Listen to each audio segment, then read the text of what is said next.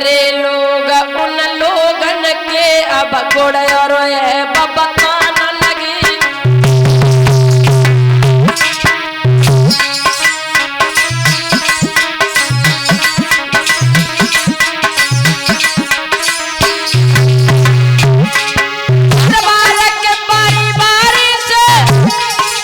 राजन के नाम सुनाने लगे।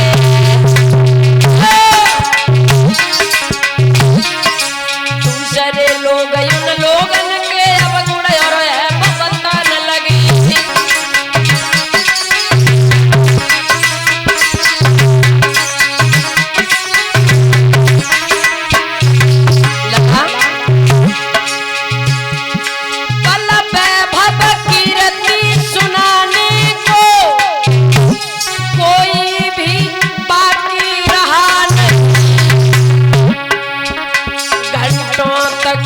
चर्चा छिड़ी रही पर विभाग नहीं तय हुआ।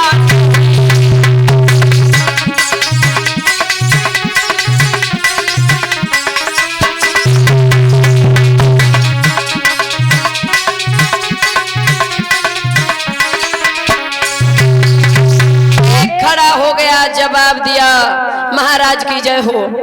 मेरी नजर में एक लड़का है, कौन है तुम भी बताओ। द्वारकाधीश कन्हैया। कैसी रही? महाराज भीष्म गद्दी से कूद पड़े, कहा बेटा तुमने तो मेरे मन की बात छीन ली, हो गया फैसला, रुक्मिणी का विवाह कन्हैया के साथ में होगा। पूरी बात नहीं हो पाई। रुक्मिणी का भाई रुकुम सभा में प्रवेश कर गया, जवाब दिया पिताजी किसकी चर्चा करने में लग गए तुम? बूढ़े पिता जवान पुत्र से बोले हैं, बेटा तेरी बहन आंगन में शादी योग्य है। आज हम सब लोग उसी के उपलक्ष्य में बैठे हैं। कोई न कोई हर कोई बता रहा है क्या फैसला हो गया। अरे कौन है वो लड़का? जवाब दिया बेटा द्वारकाधीश कन्हैया। चिल्ला करके रुकुम कहने लगा, पिताजी खामोश।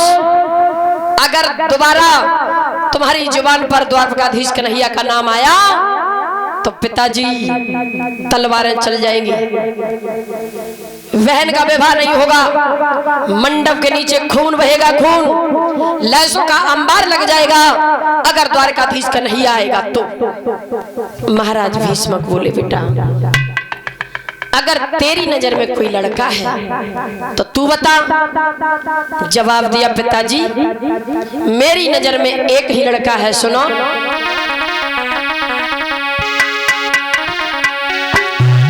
सवराजन में मोहर रे शिशुपाल नजर मेरी आवे।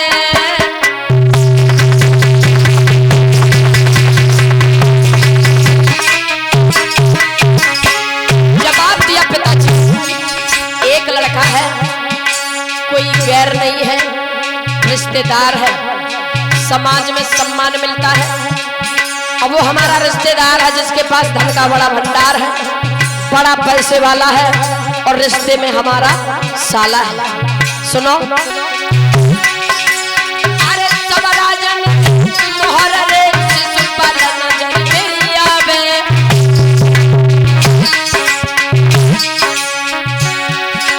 और भारी सभा बीच में भैया बाबू को समझावे।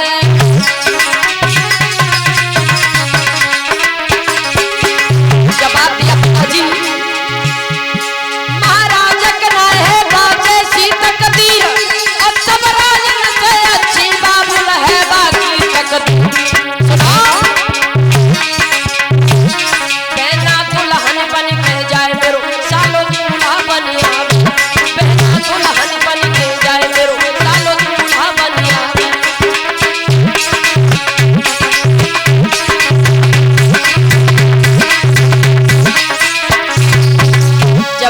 दिया बेटा, ये शब्द कहने में तुझे जरा भी शर्म नहीं आई? तेरी बहन पूजनीय है, देवी है, अपनी बहन का विवाह अपने साले के साथ में करेगा? कहने लगा पिताजी क्यों नहीं, जब वो अपनी बहन का विवाह हमसे कर सकता है तो हम क्यों नहीं कर सकते हैं? दोबारा तुम्हारी जुबान पर मैं नाम नहीं सुनना चाहता हूँ। सुनो मेरी बात, कि मेरे सामने ओ बाबुल और ये चालें नहीं चल पाएंगी, अगर शादी पक्की होगी तो तलवार चल जाएगी।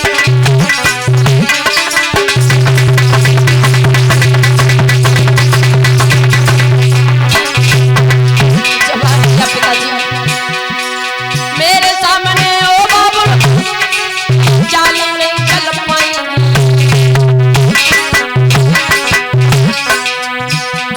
और जो शादी पक्की होगी तो तलवार चल जाएगी।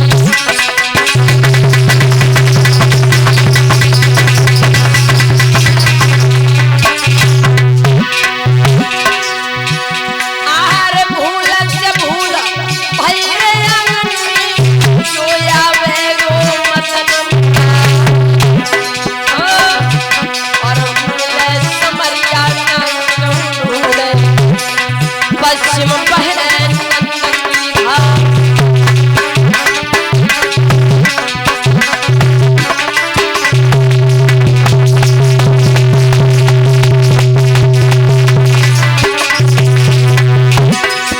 अरे लेके तलवार ठाड़ो हुई गो और पिता से कही और बालन के ढंग सफेदी आई गई, बाबुल बुद्धि गई बोरा।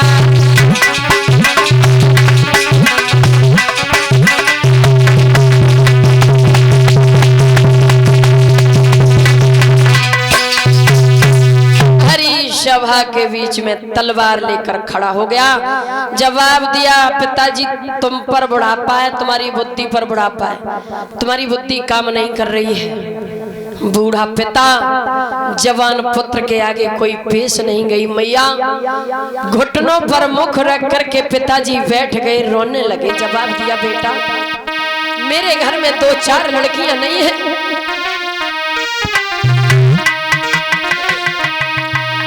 अरे एकलौती घर में धी, अरे हाँ मारी,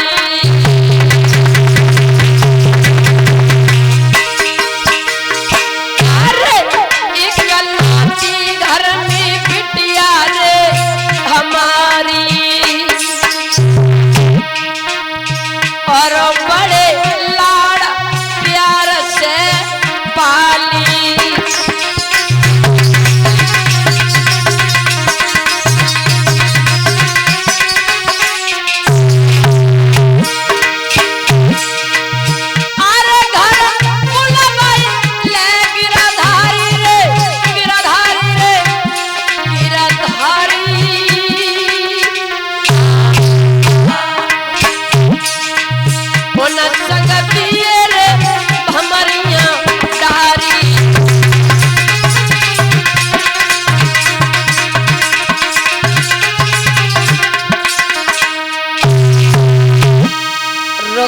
कहने लगा पिताजी मैं कुछ भी नहीं सुनना चाहता हूँ, मेरी बहन का विवाह होगा तो चंदेली में।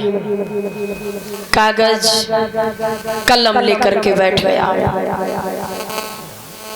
अपने साले साहब के लिए चिट्ठी लिख रहा है माताओं।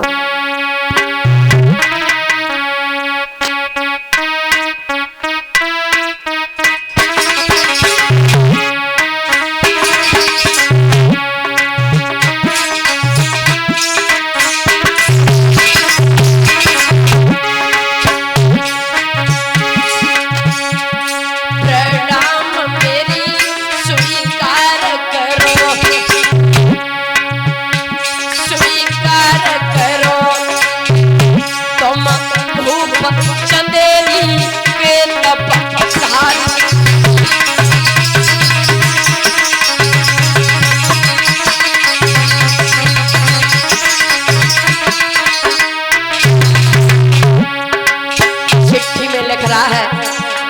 चंदेली के रहने वाले साले साहब, अरे रुकम भूप है नाम मेरो,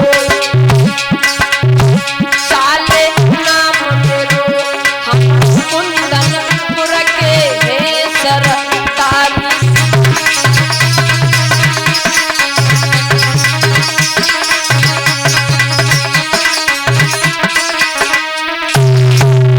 आगे लिख रहा है, अरे और पूरे में बात नहीं, बात नहीं, हाँ हाँ बात नहीं, एक बहना तेरे सर तुम्हारी।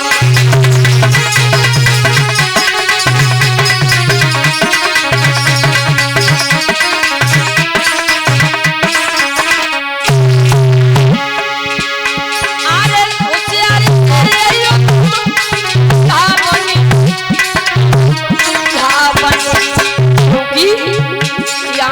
मथुरा कोई है गिरधारी।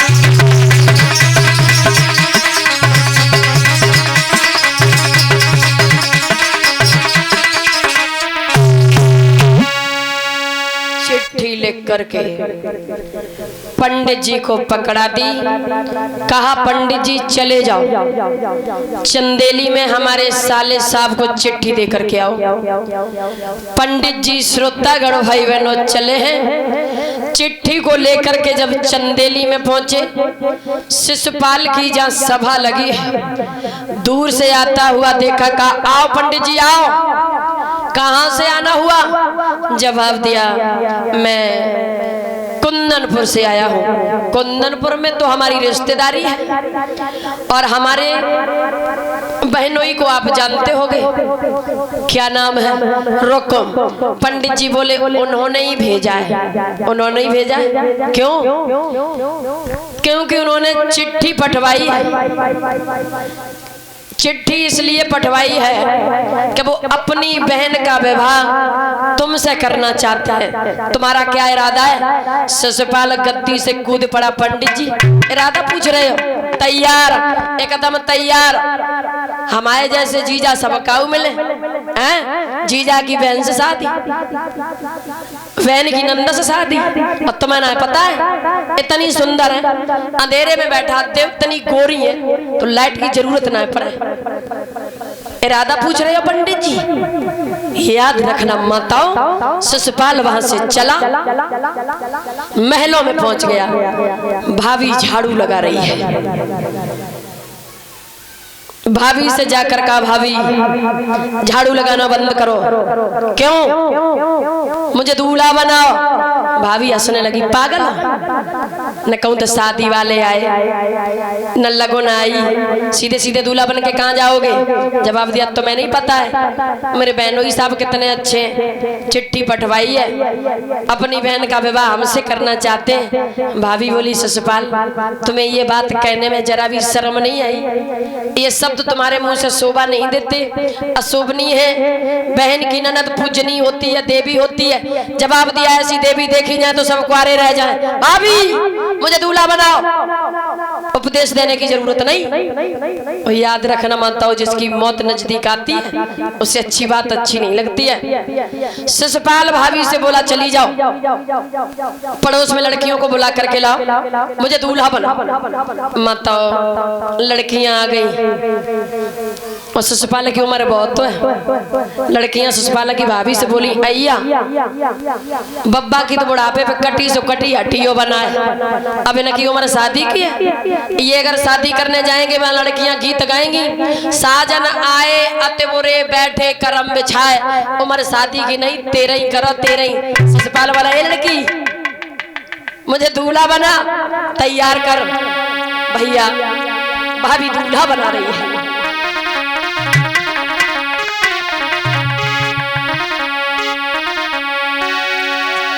जान धरो शीश पे मोहर रे, सोई हुई गई छीक यारी।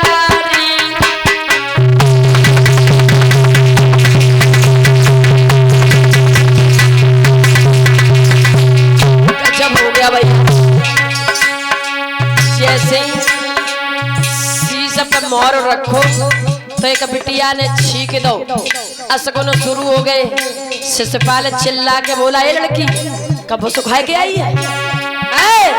तू गीत गा।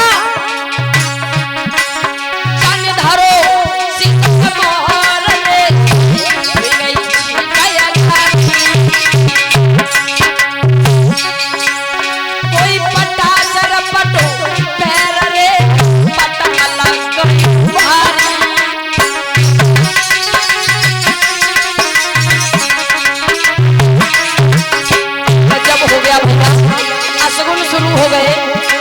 महाराज बिलैया घर में रोई रही है और देख बिलैया आवाज ठाड़ी भागी आई हुई। मेरे लला को ब्याह बिलैया काए रोवत, मेरे लला को ब्याह अब हगन खाई रोवत।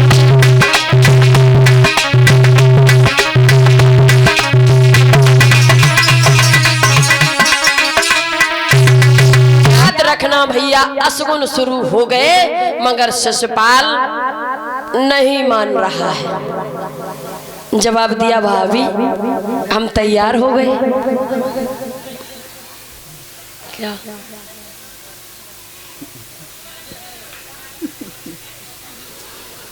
शिशुपाल मतलब भाभी से पूछ रहा है। भाभी बोली, शिशुपाल सुनो, तैयार तो हो गए तुम, लेकिन अभी काजल बाकी है। जब दूल्हा जाता है तो भाभी काजल लगाती है। शिशुपाल बोले, भाभी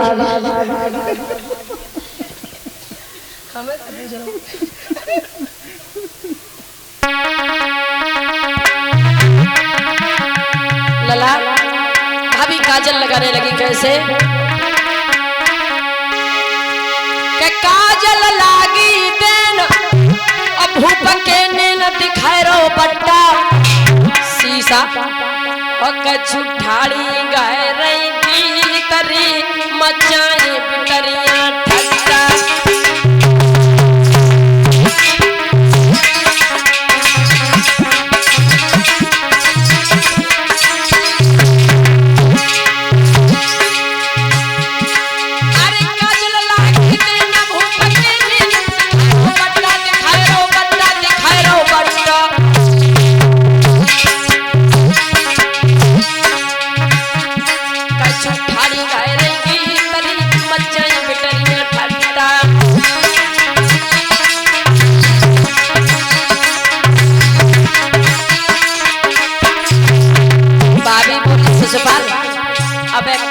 बिगड़ो सुनो, अरे तारे देव मोहर तारी कही उच्चार धारो न घंटा। अला तू दूल्हा कनारे पड़े गो रट्टा।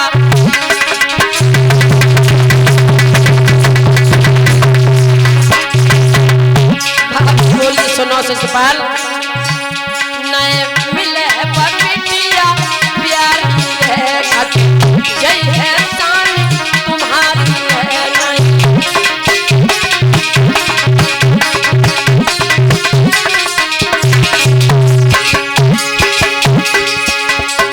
मिले पर प्यारी है, शिव बारिश से तारी है नहीं।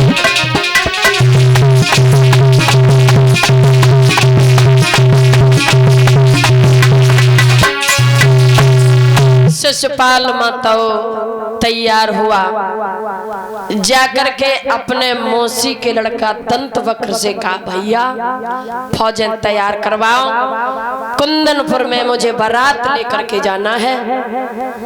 भैया की आज्ञा मान करके भैया तैयार होता है। सजे सूरसामंत वीर बलवंत इरादे मन में, और कंधन पे धनुष बाण रीति हाथन में।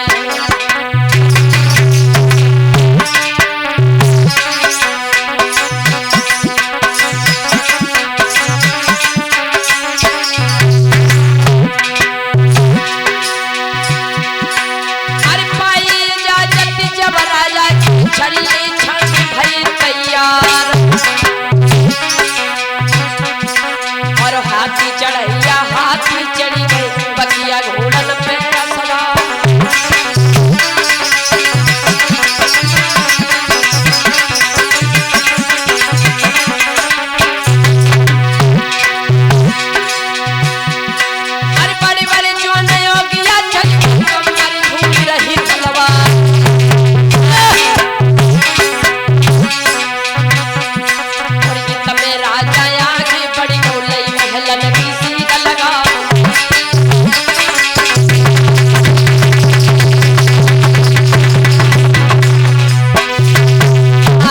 शिशुपाल ने बात नहीं मानी माताओ।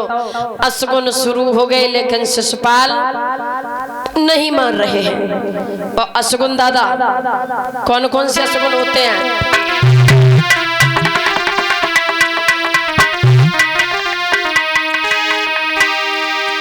कि अरे सूखी डाल कौआ और मार्ग में दो श्वान लड़ी जाई।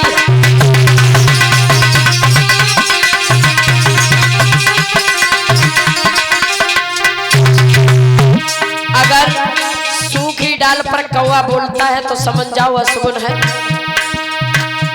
अरे सूखी डाल कौआ बोले और खाली गड़ा जो पड़े दिखाई।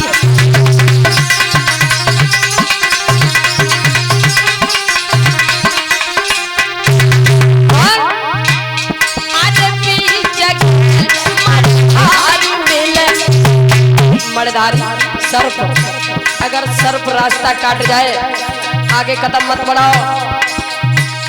अरे और रास्ता काटे बैल बिलाई।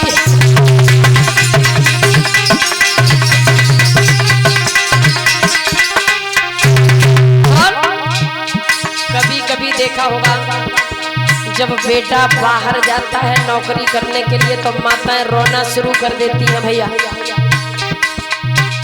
अरे घर चले हमारा चले और पत्नी देवे नीर।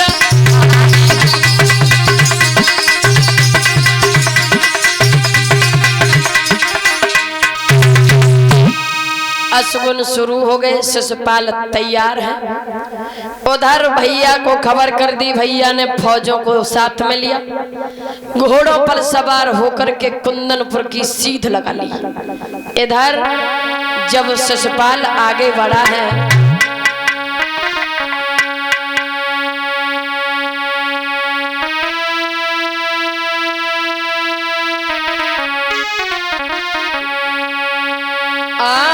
बन के दूल्हा ठाड़ो गो करके तुरंत सर्व श्रृंगारी।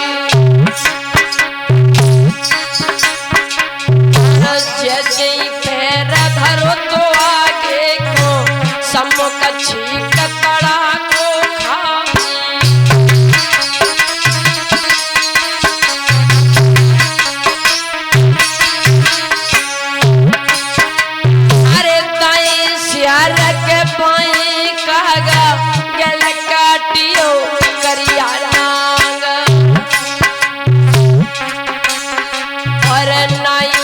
शकुन राजा मान है चढ़ घोड़ा बड़ो अगारी।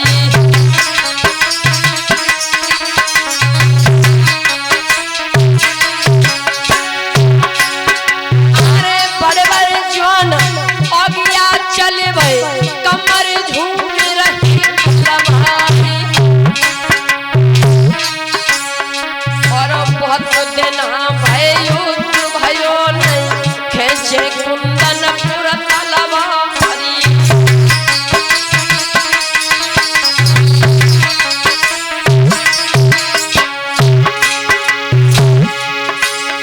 अरे तुम राजा आगे बढ़ गो और नगर को घेर लो जाई। बहुत दिना से युद्ध भयो नहीं बजिए घूमे घूमे तलवारी।